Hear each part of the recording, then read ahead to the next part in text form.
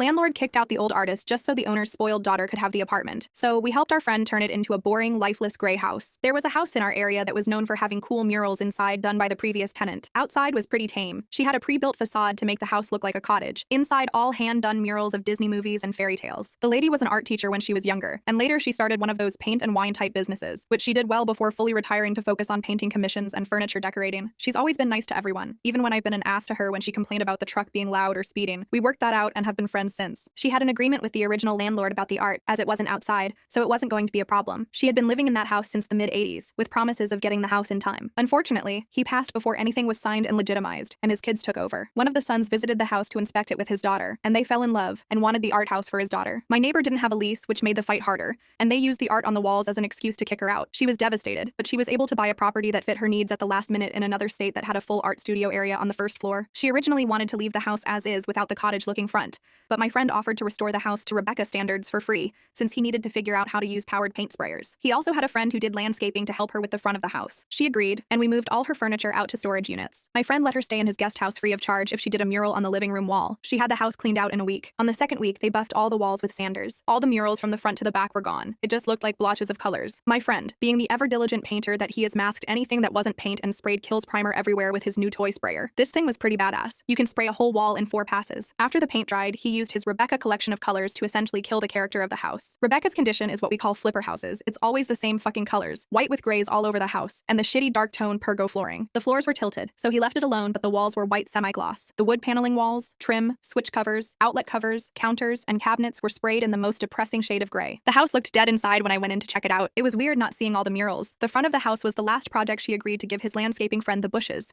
in exchange for the labor of removing the cottage facade without breaking it. The landscaper basically ripped everything out and just dumped gravel and sand with a boulder for decoration. This weekend, I went to fix some problems at an old neighbor's house and noticed the house was still empty, and asked the neighbor if he had seen anyone move in. He said earlier in the week there were some U-Hauls there, but none of them were unloaded, and that was the last time they remember seeing anyone there. Bet that daughter was in for a surprise when she saw the house get turned into a basic hell